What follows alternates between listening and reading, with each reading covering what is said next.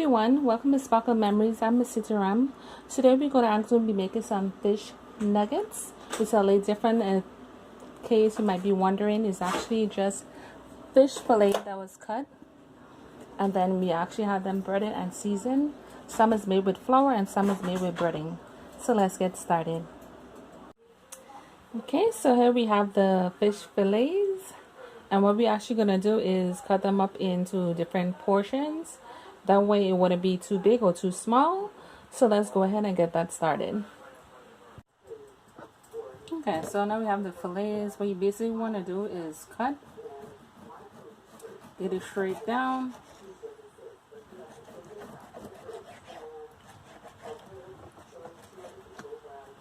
You see that part? Now we're looking at based on the size of it as far as when you want to do your cutting.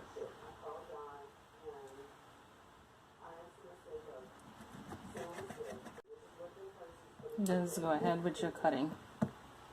So that's like a good size piece. And go ahead and cut them accordingly to how big you want them, because we don't want them too small.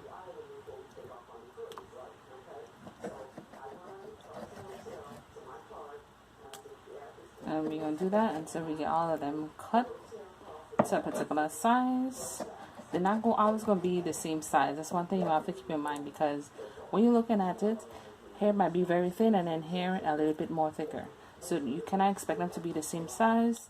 You just have to go according to what you think you want the size of it to be. So you don't want to go ahead and go overboard with that, because perfection in this part isn't really quite going to happen. You just have to approximate the size that you want. That is not going to happen. Okay, so here we have the ingredients. Starting in front of you, we actually have the egg wash, which is eggs, and we actually use carnation instead of the almond milk this time. And then I lay farther down, this is actually the fish. It's actually the fillet that was cut up into different, I would say, pieces that look kind of like squares. And of course we have the regular all-purpose flour. There's adobo with the salt. We have the McCormick ground cumin. Then we have garlic powder, onion powder, paprika. And this is actually a new McCormick I haven't tried before. This is the garden vegetable seasoning from McCormick. This is one I haven't tried. And then of course we always have the Italian seasoning. What you want to do is just take all these ingredients and what you see along here and put it in the flour, and then you want to take the fish, put it in the egg, and then into the flour, and then you start doing your frying or baking depending on how you want to make it. So here we have a few of them that's already in the pot, actually getting a nice golden brown color. Only takes about a few minutes because of the size of it, and you're not using breading, so it's not going to take that long because you're actually using flour along with seasoning. If you use breading, it might take a little longer in terms of flipping it around. So nice sweet color that is. You always want to look along the sides, because along the sides is when it tells you it's completely done. Like these over here, not so much because they're still light brown. Once they're a little darker, then you know it's time to flip it. It always is good to have something like this, especially if you have multiple people that's going to be eating it. You might want to do something simple, and this is something you can do.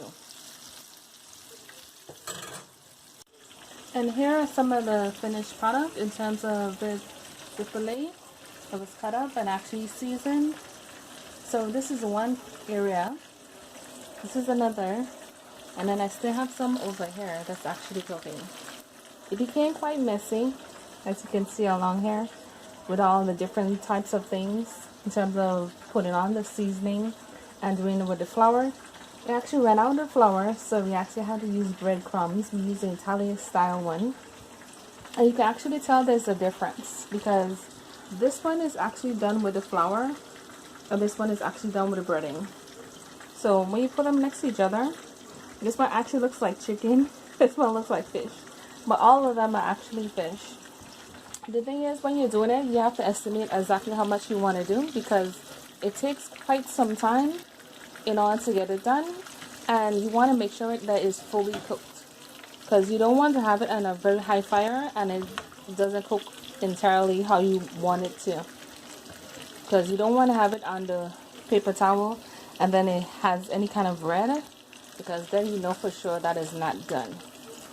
You want to do it whereas it has a golden brown color, like how you see along here. You see this one here, very nice in terms of the color. Main reason we put it on the paper towel is so we can drain off some of that excess in terms of the oil that is actually being done in. So it just takes some time. I'm actually gonna go ahead and do a few more because we're almost there. This is the before and this is the after. Then when you're doing it, you really have to take your time, make sure that you actually wrap them good. And once you put them in, you want to step back, because once you're doing it at a very high fire, that's how it tends to be. Isn't just you put it in and then you just sit there. You actually have to rotate it. I would say about one time.